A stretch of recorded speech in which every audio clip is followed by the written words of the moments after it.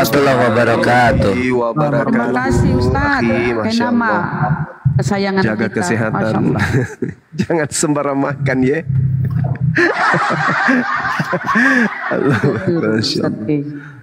Ya, jadi kemarin itu memang kita pingin jumpa dengan Habib yang dimaksud oleh beliau.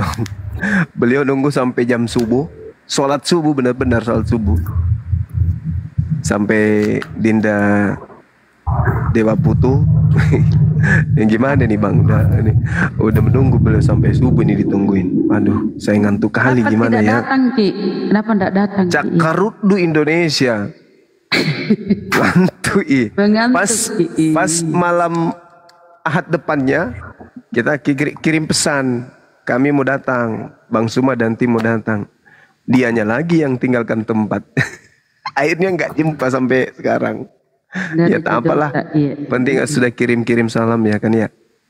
Iya.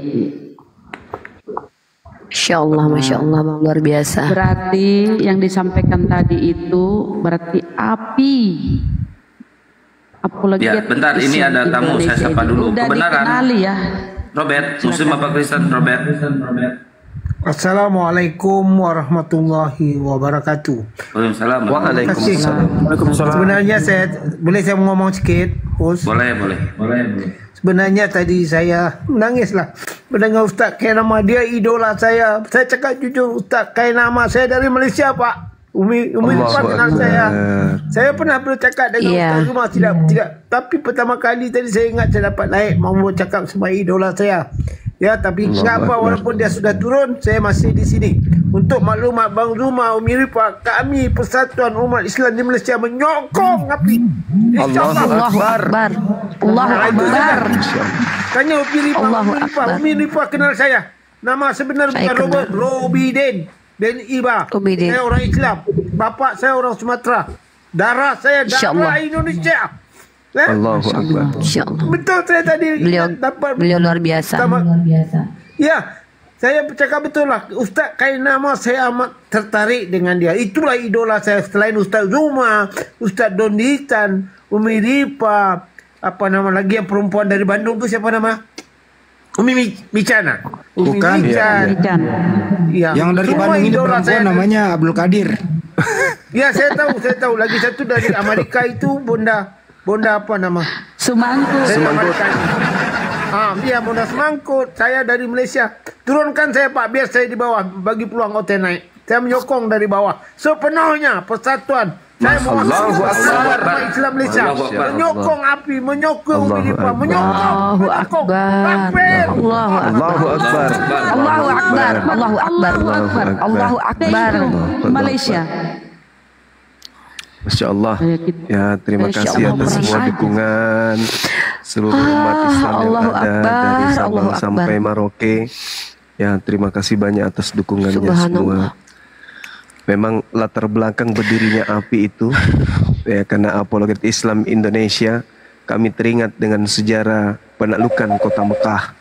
Bagaimana baginda Rasulullah Muhammad SAW membawa 10.000 pasukan suci kemudian untuk menaklukkan. Sejarahnya dikenal dengan Fatul Makkah. Nah, ini tercermin di dalam ulangan 33 nomor 2 ya, mana nubuatan tentang datangnya seorang pemimpin yang membawa 10.000 pasukan dengan hukum yang menyala-nyala pada tangan kanannya.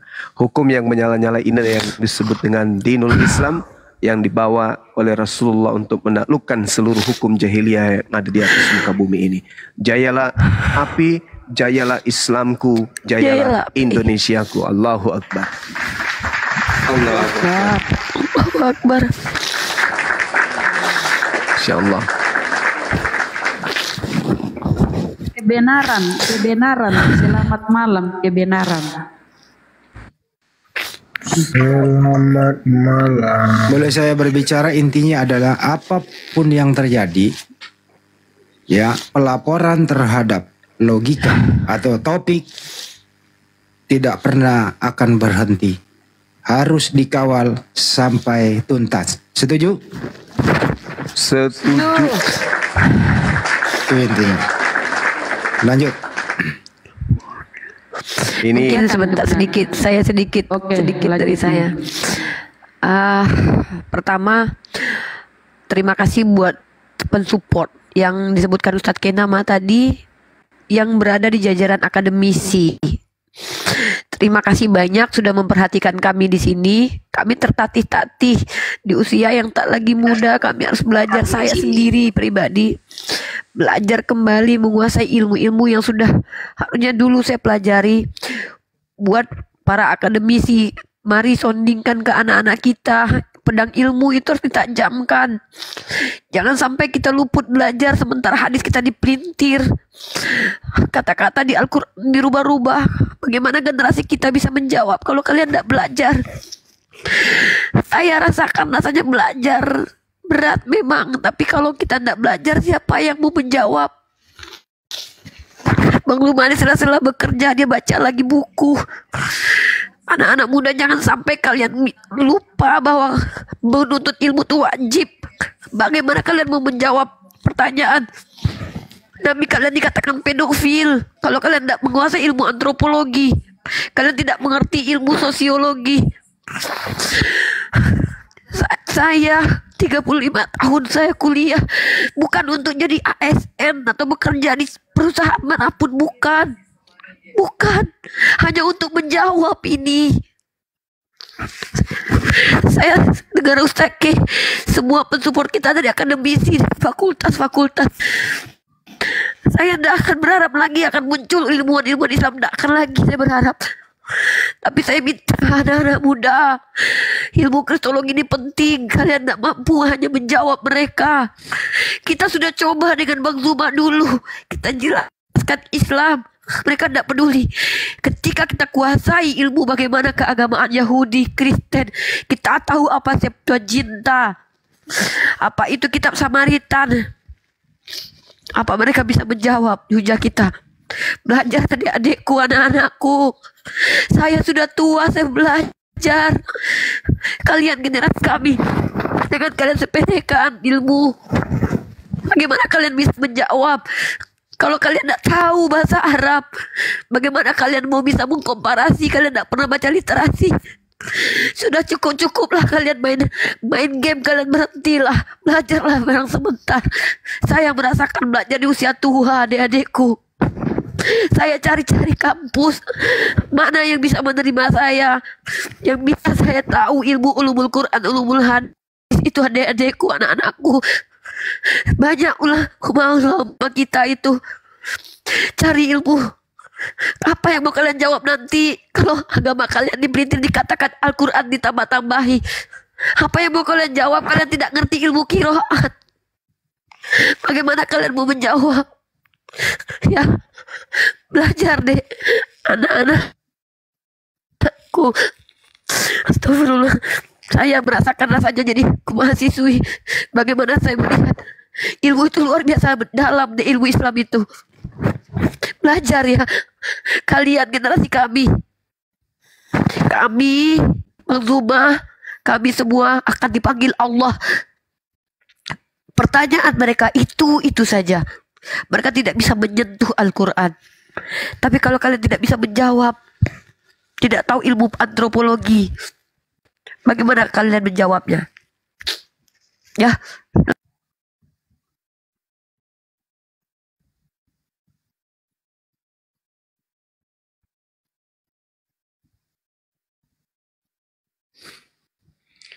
Masya Allah, Allah Akbar.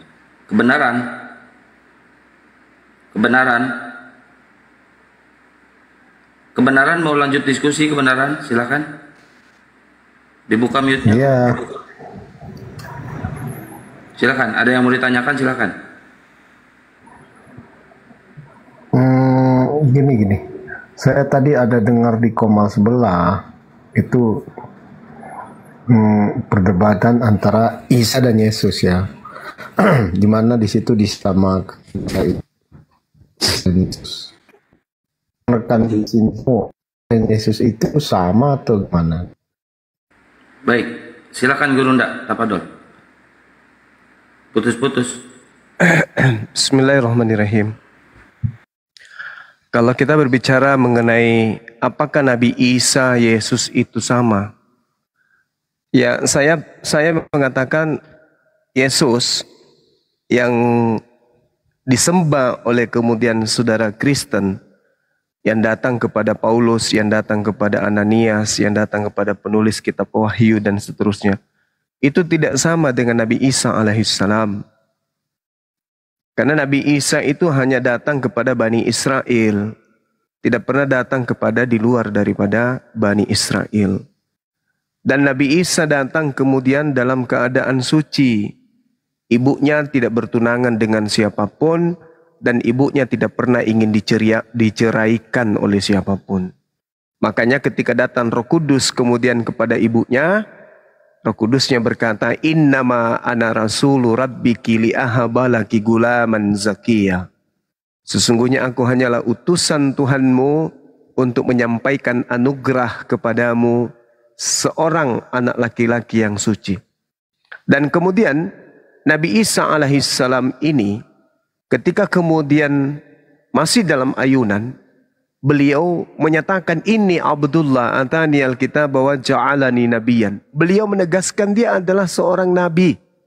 Bahkan dia mengatakan bahwa dia disejahterakan, dilimpahkan kemudian rahmat dan hidayah kepadanya pada saat dia dilahirkan, diwafatkan dan dihidupkan kembali. Nah, sedangkan Yesus adalah makhluk yang belum lahir, dia diceritakan ibunya hampir diceraikan oleh Yusuf, ayahnya, suami ibunya. Terus kemudian Yesus diceritakan lahir di kandang binatang. Dan kemudian Yesus diceritakan ditampar, diludahin, ditelanjangin, ditonjok. Bahkan dia dibunuh, digantung dan terkutuk pula di atas tiang gantungan. Jadi sama sekali itu bukan Nabi Isa alaihissalam. Jadi kesimpulannya, Nabi Isa ketika datang ke tengah-tengah Bani Israel, dia diselamatkan, diangkat ke langit. Dan menurut Kristen yang disalib kemudian itu adalah namanya Yesus, dan itu adalah orang yang terkutuk. Jadi antara Nabi Isa dan Yesus itu berbeda. Demikian.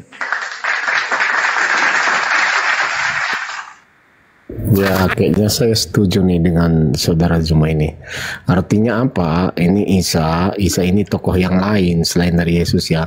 Jadi kalau Yesus kan jelas itu hidup di abad pertama, dari cerita di Alkitab maupun dari cerita-cerita luar bahwa Yesus itu hidup di abad pertama, sedangkan Isa kan tidak diketahui nih di mana hidup, kapan hidup ya. Jadi kalau kita tidak samakan kedua tokoh ini, saya sangat setuju gitu loh.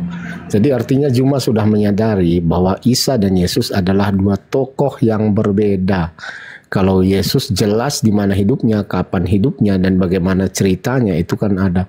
Sedangkan Isa ya kita tidak ketahui ya di mana dia hidup dan tahun berapa juga hidup, nggak kita ketahui ya. Ya, oke, terima kasih. Oke, baik. Nah, saya hanya ingin mengatakan begini. Bukannya sekarang saya nggak percaya. Dari dulu saya katakan Nabi Isa itu bukan Yesus. Bahkan saya berani mengatakan Yesus itu tokoh fiktif. Berani saya. Ingat, seorang Yahudi mustahil menamai anaknya dengan nama Romawi, Yunani, mustahil. Seorang pribumi ketika dijajah Indonesia, kalau dia tidak berpihak kepada Belanda, mustahil anaknya lahir dinamai nama penjajah, itu mustahil. Nah, itu satu. Coba kerangka berpikirnya dibuka. Kitab saudara itu ditulis jauh setelah sosok Nabi ini terangkat ke langit. Itu dulu. Harus Anda pahami itu dulu. Bahwa cerita-cerita yang dibangun Markus, Matius, Lukas, Yohanes, Paulus, in the gang, itu adalah cerita-cerita yang mereka tulis berdasarkan atas penyelidikan. Siapa objek penyelidikannya? Sosok Nabi yang datang di tengah-tengah Bani Israel. Namanya siapa? Isa. Yesua. Dalam bahasa Arabnya, orang-orang penuturnya menyebutnya Isa. Kenapa muncul Yesus? Karena para wartawan menulis dalam bentuk bahasa Yunani. Pahami itu dulu. Sedangkan Yesus yang Anda maksud itu ketika dia datang mengajar di tengah-tengah Bani Israel, datang mengajar menggunakan bahasa Ibrani, jauh-jauhnya bahasa Aramaik, bukan bahasa Yunani. Artinya, Anda hanya mendengarkan cerita-cerita dari wartawan yang mengkaji tentang peristiwa, cerita-cerita yang terjadi simpang siur di tengah-tengah masyarakat pada saat itu. Sedangkan Al-Quran diwahyukan dari yang maha melihat keadaan di abad itu. Meskipun Al-Quran diwahyukan nanti 5.000 tahun ke depan, tapi karena yang mewahyukan itu adalah dia yang maha melihat, pasti benar. Dibandingkan orang yang duduk bersama dengan Yesus, tapi yang diceritakan itu tidak sesuai dengan fakta. Meskipun sesamaan, apatah lagi Bible ini ditulis bukan oleh murid Yesus. Bible ini ditulis, misalnya nih, tak kasih contoh. Markus ditulis tahun 64, Matius ditulis tahun 66, Petrus tahun 65, Yohanes ditulis tahun 40 sampai 140, Lukas ditulis tahun 62. Kemudian Wahyu tahun 90 dan seterusnya. Yakobus tahun 47 sampai 48. Kemudian Kisah Para Rasul kita tidak tahu kapan ditulis. Jadi kalau Anda berbicara mengenai Isa, oh jelas kami lebih percaya Isa karena yang diutus adalah Nabi Isa. Yesus itu hanya tokoh pengganti dari Nabi kami Isa alaihissalam. Demikian. Dan di sini tadi disebutkan Yesus itu tokoh fiktif, sedangkan Yesus itu jelas ya, jelas sekali kapan hidup, di mana hidup. Tetapi Isa itu kan nggak kita ketahui dari sisi mana. Artinya Isa itu kapan hidup, di mana hidup, nggak ada keterangan. Jadi ini narasi berpikir yang dasar berpikir yang agak gimana ya, agak ya menurut saya sih kurang tepat kalau menarasikan Yesus itu adalah tokoh fiktif, sedangkan Anda sendiri nggak bisa membuktikan. Dari mana Anda tahu Isa hidup di abad pertama atau seterusnya gitu loh. Jadi cerita Isa hanya ada di dalam Al-Quran Anda, sedangkan kalau di dalam fakta sejarahnya itu tidak bisa kita temukan cerita tentang Isa Al-Masih selain di dalam Al-Quran sendiri. Itu jadi kalau Anda mengatakan fiktif ya itu terserah Anda, tapi dasar berpikir Anda itu nggak ada.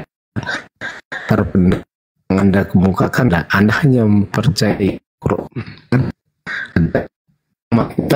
kita beriman itu gitu. Tapi dasar Anda beriman pada Al-Qurannya cuman berdasarkan Al-Quran, nggak ada fakta lain gitu. Kalau imannya kita semua boleh beriman. Ini sinyal kebenaran apa sinyal saya yang uget-ugetan ini? Berunda kedengaran nggak? Kebenaran, Oh, kebenaran yang ya, sinyal saya ini. Oke. Jadi maksud saya begini ya, ini udah jelas bahwa ini yang diungkapkan saudara Jumat tadi mengatakan bahwa Yesus itu tokoh fiktif. Ini asal kagak apa ya, kurang karena Yesus itu kan kita mengetahuan Yesus Kristus itu di abad pertama gitu loh. Sedangkan Isa sendiri, waduh ini gimana nih?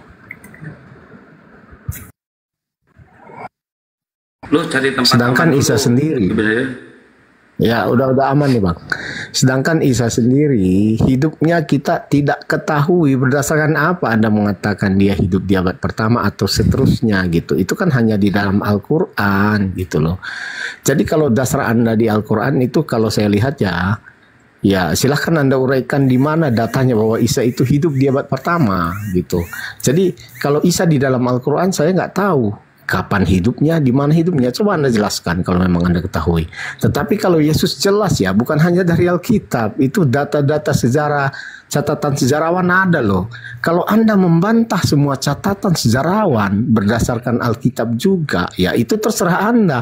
Tapi di sini dasar berpikir Anda nggak ada, mengatakan Yesus itu fiktif gitu loh. Jadi ini jadi agak aneh ini, saudara ya. Ya silakan. Oke, tak ajarin, Bung. Ada 3 kitab. Yang pertama kitabnya orang Kristen, kitab kanonik, surat Paulus. Dan yang kedua adalah kitabnya Nabi Musa alaihissalam, atau kitabnya Yahudi, dan juga Al-Quran. Satu kitab, satu komponen kitab milik Kristen itu memang aneh dia. Kenapa aneh? Karena dituliskan dari hasil penyelidikan. Karena dia hasil penyelidikan, hasil olahan manusia, maka di situ diuraikan ini sekian begini bogono. Meskipun itu hanya sesuatu pemberitaan yang tidak bisa dibuktikan. Sedangkan yang disifati Torah dan Al-Quran itu tidak perlu penyelidikan. Nabi Musa menulis, apakah penyelidikan? Tak. Al-Quran ditulis, apakah penyelidikan? Tidak juga. Tapi Nabi Musa membahas tentang Nabi Adam. Tapi Nabi Musa membahas tentang Nabi Ibrahim. Nabi Musa membahas tentang Nabi Ishak. Membahas tentang Nabi Ismail. Membahas tentang Nabi Yakub. Tapi apakah kemudian orang Kristen pernah berpikir, kenapa enggak diceritakan seperti apa Nabi Musa? Bagaimana keadaannya Ibrahim? Kok Nabi Musa tidak menceritakan bagaimana masa kecilnya? Bagaimana ketika ia dewasa, rewanja? Bagaimana ketika dia belum kawin? Kok enggak diceritakan? Kenapa orang Kristen tidak bertanya seperti itu tentang Abraham? Kenapa hanya membandingkan dengan Al-Quran, dengan kitab Bible? Kenapa Anda bandingkan kemudian pertanyaan Anda ini, kenapa Anda pertanyakan kepada Nabi Musa atau pengikut atau orang-orang Yahudi? Wahai orang Yahudi, kenapa kitabmu tidak menceritakan siapa Abraham itu? Seperti kitab kami menceritakan Yesus bla bla bla. Nah, jawabannya karena kitabmu hanyalah tulisan para wartawan. Kenapa kitabnya Nabi Musa menceritakan tentang Nabi Adam enggak ditanya? Kenapa Nabi Musa mencerita tentang Abraham enggak ditanyai? Kenapa kemudian dia bercerita tentang Nabi Isa, Ismail, Hagar, Sarah tidak ditanyai? Karena orang beriman itu adalah wahyu yang diterima oleh Nabi Musa. Tidak perlu kita teliti. Tidak perlu kemudian kita cari tahu kesalahannya di mana. Karena kita sudah mengimani itu adalah wahyu. Sedangkan kalau Anda kemudian bertanya tentang Al-Quran, maka Al-Quran sifatnya wahyu, Al-Quran sifatnya sama seperti Taurat. Jangan tanyakan kitab kami yang seperti itu. Karena Tuhan kami tidak ada urusan dengan kandang binatang dia lahir, kuburannya Yusuf dia lahir. Gak ada urusannya Tuhan kami dengan yang kayak gitu-gitu, gak ada. Karena agama kami adalah agama syariat. Nabi Musa diberikan kitab bukan untuk menceritakan orang per orang. Bukan buku biografi. Bukan buku penelitian. Torah turun sebagai wahyu untuk hukum yang harus ditegakkan Nabi Musa kepada Bani Israel. Al-Quran turun sebagai hukum untuk ditegakkan oleh Nabi Muhammad untuk kaumnya. Bible dituliskan entah apa-apa kayak buku gosip. Harus Anda membedakan itu. Maka kerangka berpikir ketika kita melihat kitab suci dan kitab yang dianggap suci itu harus berbeda, Bung. Kalau saya tanya, dari mana Lukas tahu Yesus disunat pada hari ke-8? Siapa yang bertanggung jawab? Bisa jawab itu?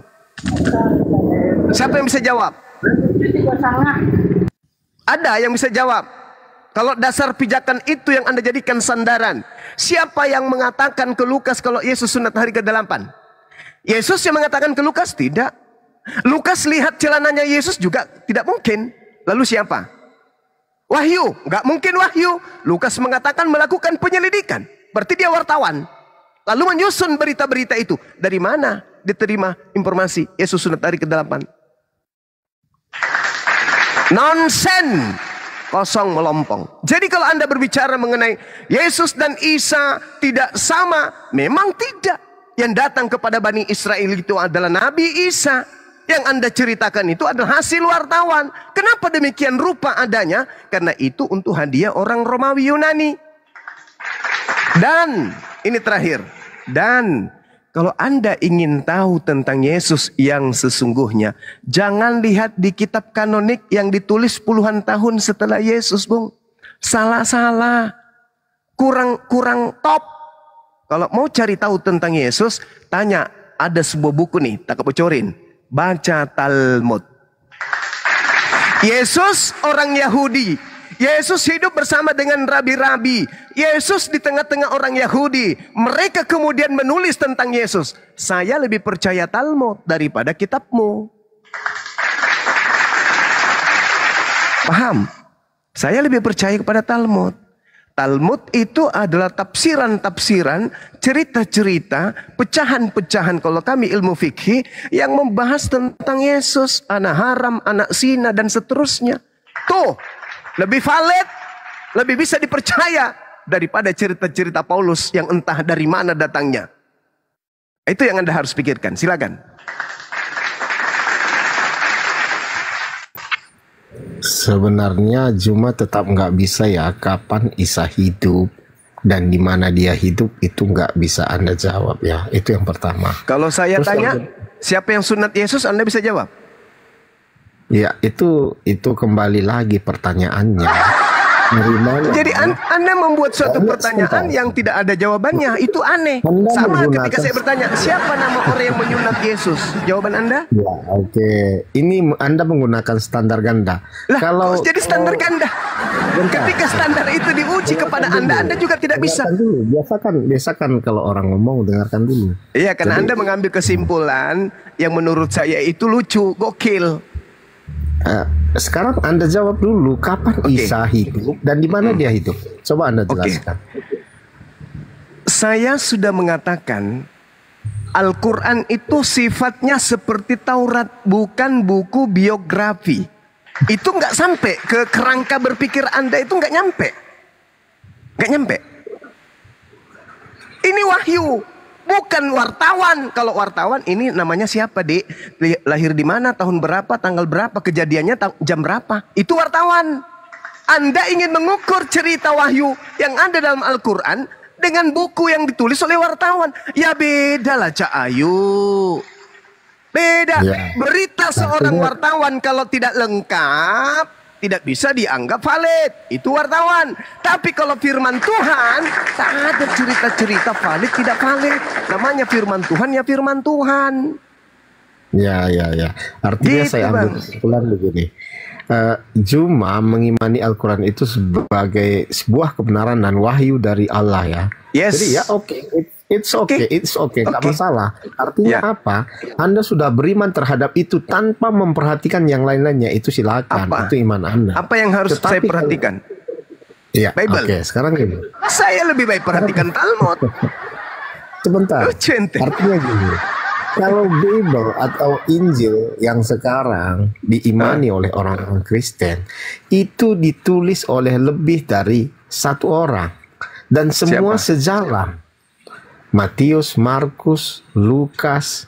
Artinya apa? Artinya mereka menuliskan yang hidup bersama dengan mereka. Mereka menjadi saksi mata terhadap hal itu. Berbicara.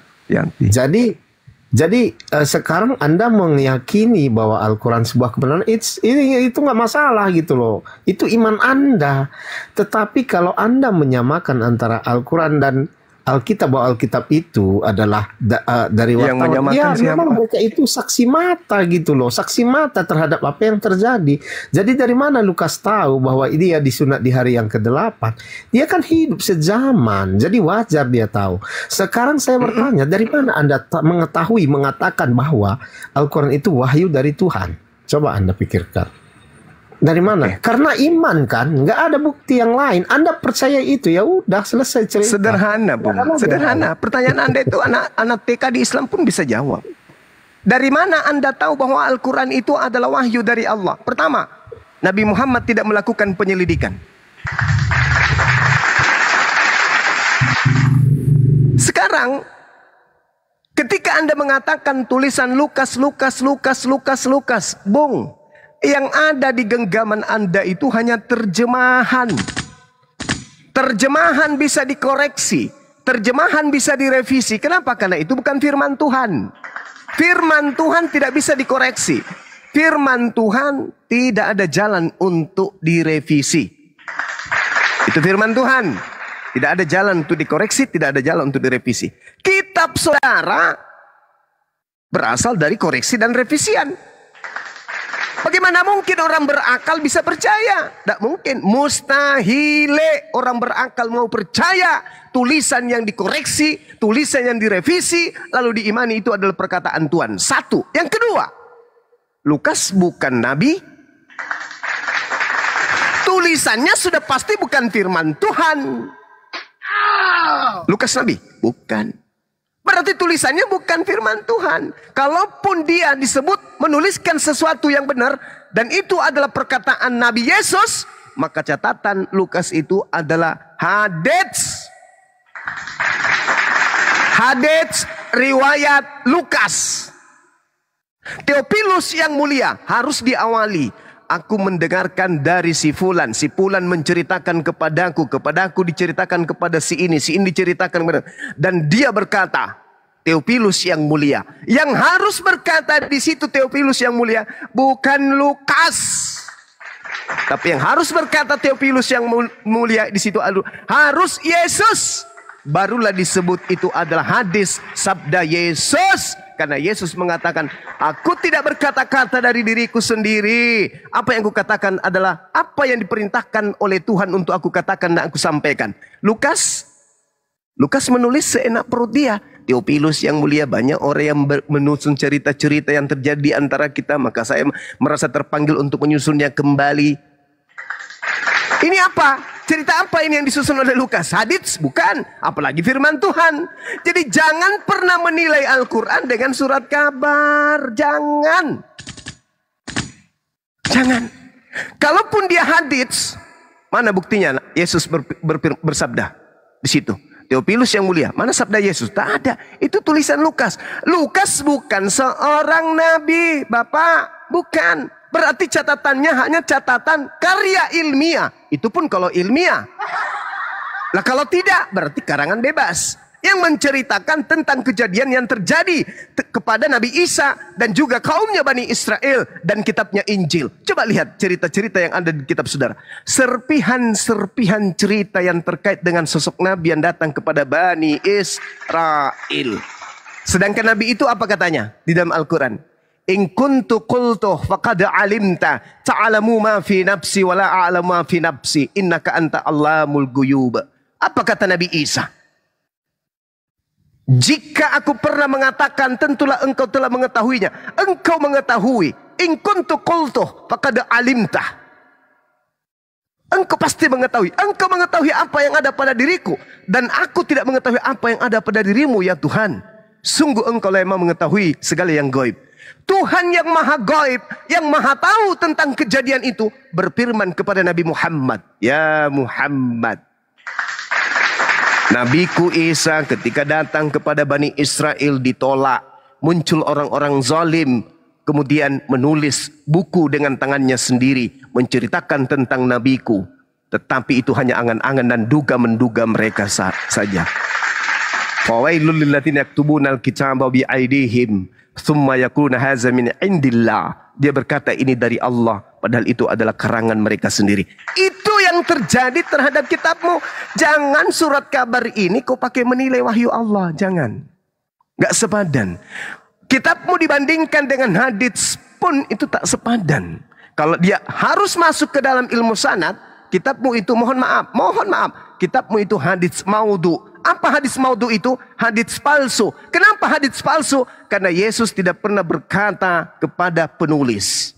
Tidak ada penulis menuliskan tangga sanad, tangga berita. Yesus berkata kepada Yohanes. Yohanes berkata kepada kepada Andreas. Andreas bicara kepada Yakobus. Yakobus menyampaikan kemudian kepada Yudas. Yudas lalu menyatakan kepada Lukas, dan Lukas kemudian menulis. Informasi dari mana? Harus jelas tangga sanadnya dari Yesus, baru disebut sahih. Tapi faktanya ada? Enggak, kosong, gelap. Ngeri bang, ngeri. Silakan.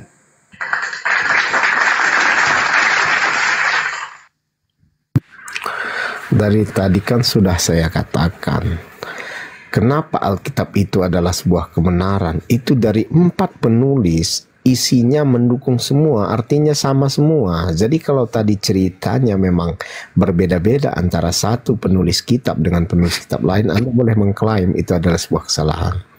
Tetapi begini, Anda tadi mengatakan meyakini bahwa Al-Quran itu adalah wahyu dari Tuhan. Itu hak Anda. Ya, kalau Anda beriman terhadap itu adalah hak Anda sepenuhnya gitu loh. Jadi kalau hari ini saya membuat kitab dan ada yang meyakini saya sebagai seorang nabi, juga itu hak-hak orang lain gitu loh. Tetapi kalau saya di sini menampilkan Alkitab, Alkitab itu kan sejalan dengan histori dan saksinya lebih dari satu orang. Dan itu jelas kapan dia masih bersinggungan dengan yang ada di dunia ini. Artinya apa? Ketika Yesus diceritakan di dalam, itu juga diceritakan tentang Herodes dan ceritakan tentang yang lainnya yang ada di dalam dunia. Jadi verifikasi Alkitab itu sangat gampang, bahwa dia sejalan dengan histori dan saya meyakini adalah sebuah kebenaran. Tetapi sekarang berbalik ke Anda, apa dasar Anda meyakini Al-Quran itu wahyu? Anda hanya mengatakan itu wahyu kepada Nabi. Itu iman Anda gitu loh. Dan kalau soal iman dibawa-bawa di sini, ya itu sudah selesai, nggak ada yang perlu diperdebatkan lagi. Karena kalau Anda beriman kepada apapun itu hak Anda. Tetapi kalau saya ya, beriman itu berakal dulu. Jadi kalau hanya satu orang saksi, kalau saya nggak bisa mempercayai itu gitu loh. Tetapi kalau Alkitab itu lebih dari satu saksi, bahkan semua saksinya rela mati, nggak takut mati loh, demi mempertahankan imannya gitu. Jadi kalau atas dasar ini mengapa Kristen begitu berkembang di dunia dan bahkan di Indonesia saat ini terus bertambah, ya itu wajar. Karena mereka mulai memasang akal mereka, akal pikiran mereka. Mereka mulai tahu kebenaran yang sebenarnya gitu. Tapi kalau Anda tetap bertahan di kepercayaan Anda, di iman Anda, itu gitu, ngomong apa kowe? Oke, sekarang begini. Coba Anda tunjukkan kepada saya di mana Lukas bertemu dengan Yesus. Silakan. Itu pertanyaan yang balik kepada Anda. Di mana Nabi Anda melihat Musa gitu loh. Anda bertanya tentang Alkitab tanpa berpikir tentang ini Anda mau membahas, ini Anda ingin membahas Yesus atau sama aja. Sama aja, ini nggak berbeda.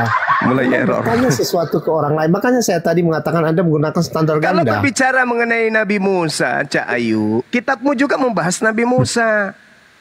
Ini yang kita mau bahas ini, kebenaran pengarang kitabmu dengan Al-Quran. Kok larinya ke Nabi Musa? Lucu ente. Dengarkan saya dulu. Dengarkan. Mudah-mudahan Anda bisa memakai akal. Dengarkan. Sekarang saya tanya sama Anda. 1 juta pembawa berita tapi bohong semua. 1 pembawa berita tapi benar adanya. Kira-kira yang mana yang harus diimani? Jawab. Dasar Anda mengatakan 1 juta itu yang bohong dan 1 yang benar apa? Ini Anda nggak berdasar gitu loh. Nih tak ajarin sama Anda. Yang menerima firman dan yang menerima tugas untuk menyampaikan firman, Lukas atau Yesus? Waduh, ini pertanyaan Anda gimana ya? Karena pertanyaan Anda aja sudah salah gitu loh. Ya, tengoklah, berkacalah Bung. Sudah salah. Hei, Yesus berkata, aku datang untuk menyampaikan firman. Segala firman yang engkau berikan telah aku sampaikan kepada mereka. Yang menerima firman dari Tuhan, Yesus atau Lukas? Jawab dulu dong. Jawab dulu. Lukas menyampaikan firman apa yang disampaikan oleh Yesus. Saya ulang, yang menerima firman, yang mendapatkan tugas untuk menyampaikan firman di atas muka bumi zamannya Yesus, itu Yesus atau Lukas? Jawab. Jadi Lukas menyampaikan apa yang sudah diutarakan oleh Yesus. Oke. Dengan kata lain, yang menerima firman dari langit Yesus kan? Firman dari langit. Ya. Itu nggak ada ceritanya Yesus menerima firman dari langit. Sakit ente. Sakit. Yesus mengatakan, dengarkan Bung, saya tidak mau diskusi dengan orang bodoh. Kalau Anda masih memperbodoh diri, Anda turun. Mengapa Anda mengatakan saya memperbodoh diri? Karena Anda mengatakan Yesus tidak menerima firman. Hei, Anda mengatakan Yesus tidak menerima firman. Anda mengatakan Yesus menerima firman dari langit. Di mana? Lalu dari mana Yesus firman yang diterima Yesus itu? Dari pasar? Dia menerima. Hah? Dia mengatakan, dia menyampaikan apa yang dikatakan oleh Bapa, bukan dari langit. Anda ini gimana sih? Bapak di mana? Bapa itu satu dengan Yesus kalau Anda lihat. Bukan di surga. Bukan di surga. Yesus itu satu dengan Bapa. Mulai bohong dia. Satu kehendak. Udah, Anda turun, please, Anda turun. Jangan sampai Anda saya maki di sini karena kebodohan Anda. Turun. Maaf, ya, silakan tetap beriman ya. Oke, ya, silakan turun. Anda percaya surat kabar, turun. Bagus. Assalamualaikum. Waalaikumsalam warahmatullahi wabarakatuh. Jadi teman-teman, kita lihat polanya ya, umat Islam, kita lihat polanya. Dua manusia ini sebagai penerima firman di bumi. Nabi Isa alaihissalam, Nabi Muhammad dan Yesus. Dua wakil Tuhan di atas muka bumi. Yang kita kenal antara Islam dan Kristen itu ada dua. Kalau Islam mengenal Nabi Muhammad SAW, kalau Kristen mengenal Yesus sebagai penerima firman. Tadi si pendusta, si pembohong mencoba untuk membodohi dirinya. Saya nggak suka. Itu kasihan Kristen yang lain kalau kayak gitu. Yesus menerima firman. Segala firman yang engkau berikan telah aku sampaikan kepada mereka. Yohanes 14, firman yang kau dengar daripadaku bukan daripada aku, melainkan dari Dia yang telah mengutus aku. Yesus, Yohanes 12:49, aku tidak berkata-kata dari diriku sendiri.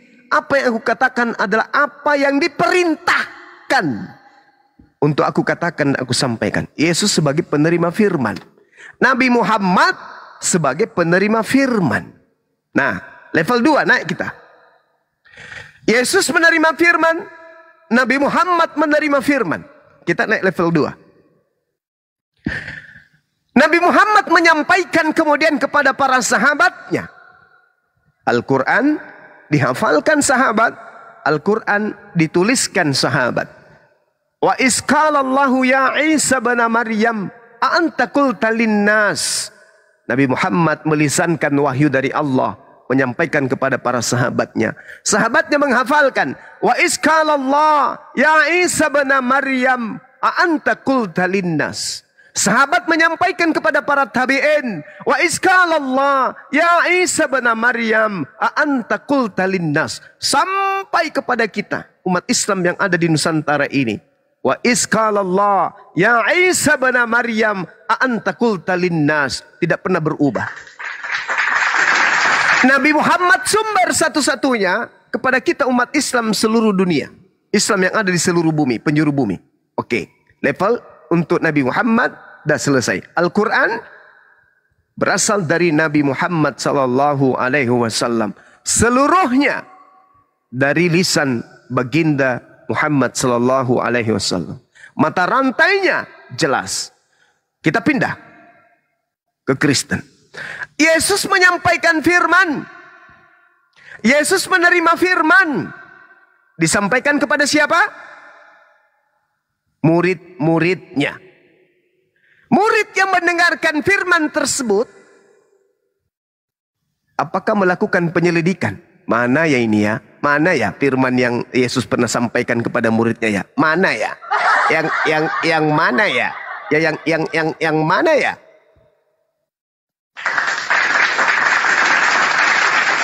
Yesus menyampaikan firman.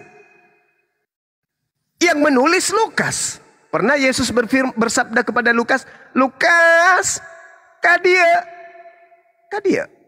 kesini. Tulis, ikra, baca. Mana ada? Putus. Gak ada hubungan. Gak ada. Cuma diberitakan, mendengarkan dari saksi-saksi, gembala-gembala yang banyak di padang. Mana ada? Siapa nama saksinya? Gak ada. Gelap. Segelap-gelapnya. Lawang kitab itu ditulis tahun 64, ada yang mengatakan tahun 80-an, ada yang mengatakan tahun 66, ada yang mengatakan tahun 96, ada yang mengatakan tahun 140, ada yang mengatakan tahun 80 sampai 85, ada yang mengatakan tahun 47, 48. Mana yang betul?